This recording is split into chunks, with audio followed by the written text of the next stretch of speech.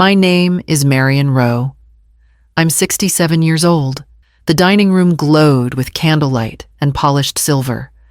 The kind of Southern elegance Savannah is famous for, graceful, refined, and quietly suffocating. My daughter's voice carried easily across the table, light and confident, the way it used to be when she was a child reciting lines from school plays. Except now she was no longer performing for me. She was performing for them. Eleanor Whitmore, her mother-in-law, sat at the head of the table, flawless in pearl earrings and a silk shawl that shimmered each time she lifted her wine glass. Around her, the Whitmores and their friends laughed too loudly, the air rich with perfume and the faint sweetness of roasted pecans. And there, between them, sat my daughter, Rachel, my only child, shining like the woman they had taught her to become. I'd dressed simply, as I always did. A navy blouse, a small locket, my husband's old wedding band still circling my finger. Rachel had told me not to overthink it, that it was just a family dinner. I'd believed her. Now I watched her laugh, her hand resting lightly on Eleanor's arm. "Mom, you remember how Eleanor helped us organize the fundraiser last month," she said brightly. "She's the most organized woman I've ever met. So responsible, honestly. She's taught me so much." Eleanor smiled graciously, brushing away the compliment with false modesty. "Oh, darling, you're giving me too much credit." Then Rachel turned to me, the room quieting with anticipation. "I guess I didn't inherit those skills from my side of the family," she said, her voice half playful, half knife. "My mother-in-law is successful and responsible, unlike you." "Mom." The laughter came like a wave, polite, indulgent, cruel. Someone poured more wine. Someone else reached for the breadbasket. My face burned, but I kept my smile steady, my hands still folded neatly on the tablecloth. I'd learned long ago that silence, when held correctly, could be stronger than pride. Rachel didn't meet my eyes after that. She leaned back in her chair, talking about renovation plans for her house, the very house I had once owned. She called it their forever home. Every word pressed against my chest like a slow heartbeat of disbelief. Daniel, her husband, shifted in his seat beside her. His smile strained. His gaze flickered toward me and then away again. Across the table, Eleanor dabbed at her lipstick, the motion too precise, too careful. I listened, nodding when expected, though my throat had gone dry. Through the tall windows, the night air moved the curtains like ghostly breaths. The scent of magnolia drifted in from the courtyard, soft and bittersweet. When dessert came, a pecan tart with bourbon glaze, I declined.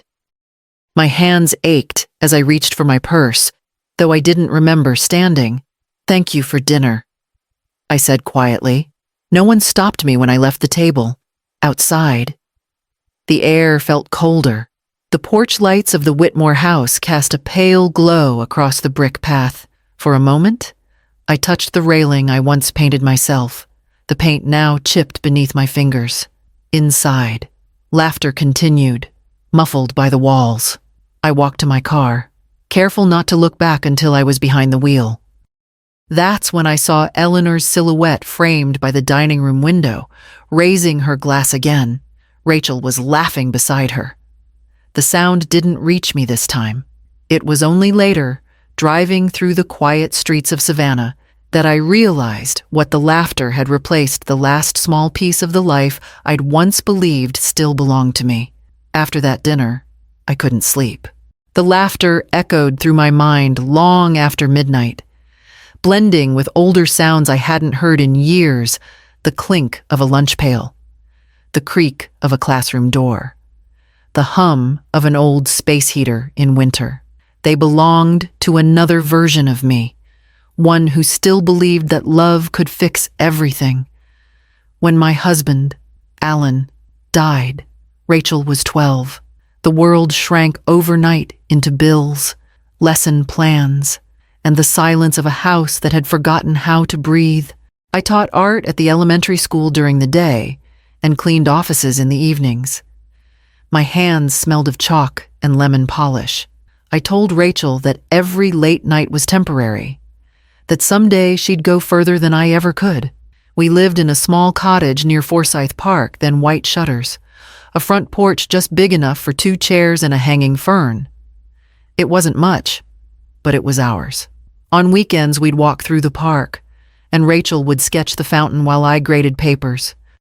She used to tell me I was her hero. When she got accepted to college, I cried in the kitchen. Then I did what any mother convinced of love's endless reach would do. I took a second mortgage on the cottage and later signed estate simplification papers that moved title into a family arrangement, still leaving my name on it so tuition would be covered. I told myself I'd buy another place one day. I never did. Rachel thrived in school, bright and social. She called often at first, telling me about her classes and new friends. I kept her old sketches pinned to the wall beside the phone. When her calls grew shorter, I pretended it was because she was busy becoming someone extraordinary. I met Eleanor for the first time at Rachel's engagement dinner. She arrived late, wrapped in silk and confidence, her perfume drifting ahead of her like an announcement. When she took my hand, she smiled with perfect politeness, the kind that keeps a person at arm's length. "So lovely to finally meet Rachel's mother," she said, as though I were an intriguing footnote in her son's story. Eleanor spoke about legacy, investment, the importance of presentation. I remember nodding, my thrift store dress warm under the restaurant lights. She offered to host the wedding at her family estate outside the city, insisting that a daughter deserves a proper start. Rachel looked at her with such admiration that I almost agreed she was right. When the bills came due, I gave Rachel what remained from the house sale. "For your new life," I told her, slipping the envelope into her hands. She kissed my cheek and promised to pay me back. I didn't ask when. The wedding was beautiful. Eleanor's kind of beautiful. Lace, crystal, a string quartet. I watched from my table as Rachel danced under the chandeliers, her laughter rising like music I didn't quite recognize. That night, when I returned to my apartment, I placed my house keys in a drawer I no longer needed and whispered into the quiet.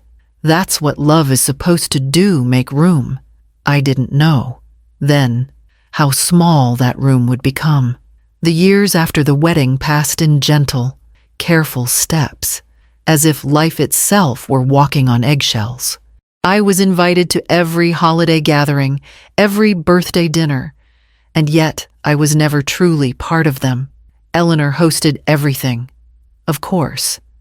Her dining room gleamed with silver and crystal, her voice the constant center of attention.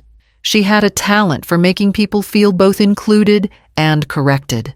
"Oh, Marion, we don't do buffet style anymore," she once said sweetly, guiding my hands away from the serving dishes. Another time, she rearranged the flowers I'd brought, murmuring, "Let's keep the colors more neutral, less cottage, more contemporary." Rachel absorbed it all like sunlight. Her laugh began to match Eleanor's, a soft, practiced trill. She started dressing in the same muted shades, quoting Eleanor's opinions about art, charity, and success as if they were gospel. When she spoke to me, it was with a gentle tolerance that made me feel ancient. One Christmas, I gave them a painting I'd done of their home, a watercolor of the veranda under magnolia light. Rachel smiled, placed it aside, and later I overheard her tell a friend, "Mom's art is quaint. It reminds me of another time." Another time. That phrase lingered. I had become part of the past, a name spoken politely, never emotionally. At dinners, when the conversation turned to travel or finance, I learned to nod, to sip my wine and let the noise move around me like water over stone. I told myself that silence was grace, that keeping peace was love. But sometimes, when I drove home through the quiet streets of Savannah, I wondered if silence was only the price of being allowed to stay near my daughter at all. It happened on an ordinary Sunday afternoon. Rachel called, her voice bright and breathless. "Mom, you have to see our new house. It's perfect." I agreed to visit, picturing some sleek new property on the edge of town, maybe one of those new developments near the marsh. But when I turned the corner onto Whitaker Street, my hands tightened on the steering wheel. The house that came into view wasn't new at all. It was mine, the same white shutters, the same oak tree out front, still leaning slightly to the left. Even the wind chime I'd left behind years ago, faded blue glass that caught the sunlight, still hung by the porch. I stepped out of the car, my knees weak. Rachel and Daniel stood by the gate, waving proudly. "Do you recognize it?" Rachel asked, beaming. "We finally got it back into the family." I smiled faintly, unsure whether to laugh or cry. Inside, everything was different. Polished hardwood, marble counters, the scent of new paint. My old cottage had been stripped of its warmth, its corners softened by money. Rachel walked me through each room like a realtor giving a tour. "We closed last month," she said. "Eleanor helped us with the paperwork, her lawyer's amazing. It was complicated, but totally worth it." I stopped near the stairwell, where a faint outline of a nail still marked the wall. That was where Alan's portrait had hung, the last thing Rachel and I framed together before he died. I reached out, tracing the space where his face once was. "You said Eleanor's lawyer handled the sale?"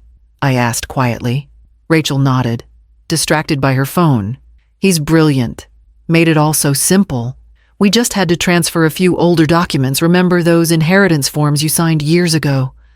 They made everything so much easier." The air shifted around me, heavy and cold. I remembered the day she'd brought me those papers. How she'd said, "It's just to simplify things. Mom, in case something happens to you." I hadn't read them closely. I'd trusted her. Now my name was gone. When I left the house, I told Rachel it was beautiful. I didn't tell her that every step I'd taken inside had felt like walking through my own memory, trespassing in a life that no longer belonged to me. That night, I searched through my old drawers until I found a faded folder marked property documents. The copy of the deed was still there, my signature at the bottom beside a printed line that now seemed cruel in its precision.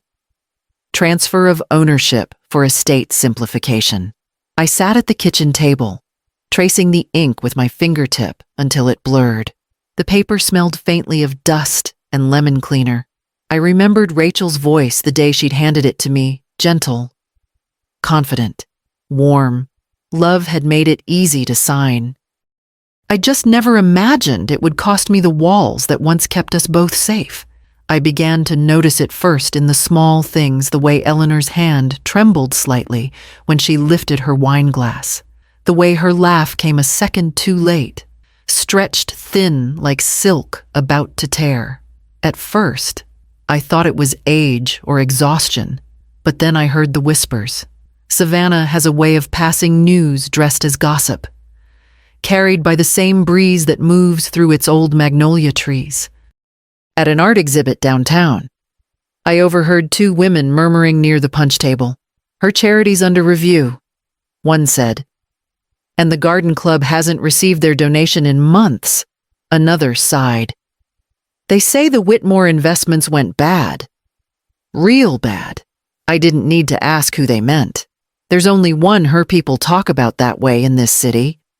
A few weeks later, at a luncheon Eleanor hosted, I saw the cracks for myself. The table was beautiful as always, china, silver, roses, but the light in her eyes was dimmed. She kept forgetting guests' names, misplacing her notes, and once, when a waiter spilled water on the tablecloth, she snapped so sharply the room froze. Rachel noticed nothing. She was too busy echoing her mother-in-law's stories, praising her elegance, admiring her restraint. She looked at Eleanor with the same expression she once reserved for me, a gaze of faith and longing. I watched them, a strange ache blooming in my chest. I had wanted to resent Eleanor forever, but in that moment, I only felt pity. Her empire, so carefully constructed of poise and illusion, was beginning to crumble, and no one, least of all my daughter, could see it yet. Perfection, I realized, was just another kind of loneliness. One afternoon, while sorting through a drawer of old documents, I found the folder again, the one with the property papers I'd almost thrown away a dozen times. The edges were curled. The ink faded. It had followed me through every move, like a relic of something I didn't want to remember. Still, that day, something made me open it. I spread the papers across the table, sunlight falling in narrow stripes across the print. My eyes caught on a paragraph I'd never noticed before. A line that read, "Retained joint ownership under survivorship clause." The words looked out of place. A sentence left unfinished. I read it twice. Then again, my pulse steady but sharp. It meant my name was still there. That evening, I called an old acquaintance, Charles Bennett, a lawyer who'd once taken my evening art class. He still owed me a small favor. When I brought him the documents, he adjusted his glasses, scanning them carefully. "Well," he said after a moment, "Eleanor's lawyer made a mistake. A big one. Technically, you still co-own the property." He looked at me, waiting for some reaction, anger, triumph, anything. I only nodded. "Do you want me to pursue it?" he asked gently. "Not yet," I said. "I just needed to know where I stand." He smiled faintly. "Right now, you stand higher than you think." When I left his office, Savannah's streets shimmered under the late afternoon light. The air smelled faintly of river salt and jasmine. For the first time in years, I walked slowly, without hurrying toward anyone else's approval. Over the next few days, I began collecting what Charles called quiet evidence copies of the deed. Eleanor's mortgage statements, public records of her loans. Nothing dramatic, nothing loud, just truth. I didn't tell Rachel. I didn't need to. There was a strange calm in knowing I held something solid, something no one could twist or dress in polite laughter. I kept the papers in a new folder, neat and clean, tucked inside my desk, not as a weapon, as proof that I still existed in a story that others had tried to write without me. Eleanor's birthday dinner was held at the same country club where Rachel's wedding reception had once taken place. The chandeliers shimmered like frozen rain, and the air smelled faintly of roses and expensive perfume. I sat at the far end of the long table, among people who knew me only as Rachel's mother, smiling politely when spoken to, invisible when I wasn't. Eleanor looked flawless, as always, her pearls, her poise, her laughter timed to perfection. Only her eyes betrayed her. They darted too quickly, calculating every glance, every whisper. I recognized that kind of fear. I'd lived it once. Rachel was radiant beside her, her confidence so complete it almost seemed rehearsed. As the dinner went on, I felt the familiar rhythm of the evening forming Eleanor at the center, Rachel orbiting proudly, and me somewhere beyond the glow. When the champagne was poured, Eleanor lifted her glass. "To family," she said, her tone grand and brittle. "To Rachel and Daniel for carrying our legacy forward," Rachel smiled, glancing down the table toward me. "And to my mother," she added lightly, "who taught me that sometimes love means knowing when to step aside." Laughter rippled through the guests, polite and cruel. I reached for my purse. My fingers didn't tremble. The folder rested inside, its weight steady against my palm. When the laughter faded, I spoke quietly. "You're right. Rachel, love does mean stepping aside when it's asked for, not when it's stolen. The table fell silent. Eleanor's smile froze. I laid the folder on the tablecloth and opened it. The paper's neat, crisp, undeniable. This, I said, tapping the top page, is the deed to this house and the one you live in. My name was never removed. Rachel's color drained. That can't be. Eleanor's hand shook as she reached for her glass.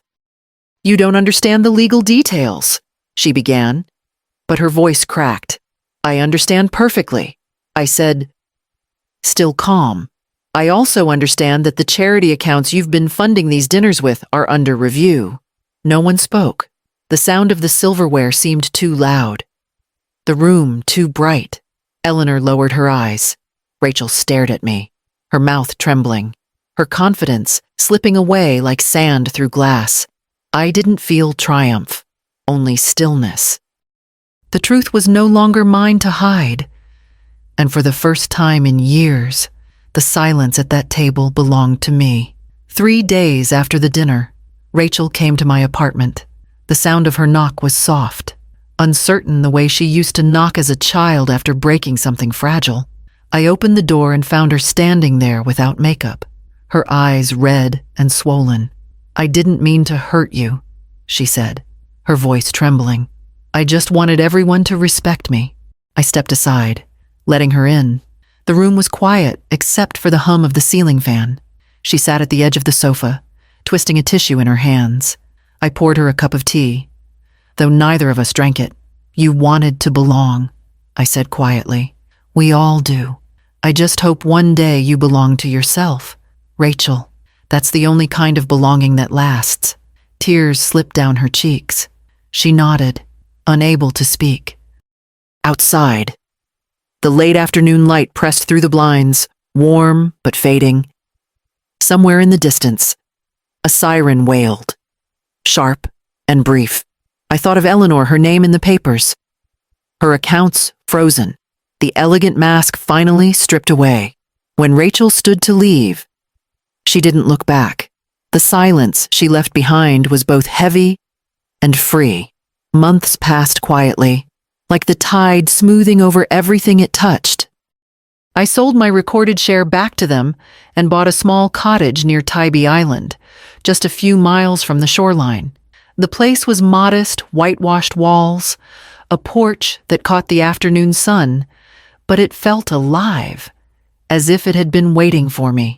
I started teaching art again, this time to women my age who wanted to paint the sea or the sky, or simply remember what it felt like to create.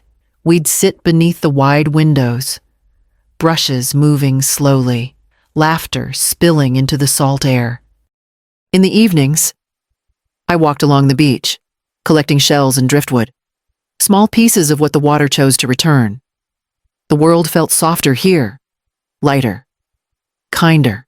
One morning, a letter arrived in Rachel's careful handwriting. I'm learning. Mom, that was all it said. I read it twice, then set it on the windowsill. As dusk fell, I lit a lantern by the door, its glow flickering against the glass. That's all I ever wanted. I whispered. The wind carried the words toward the river, and for the first time in years, I felt completely at home.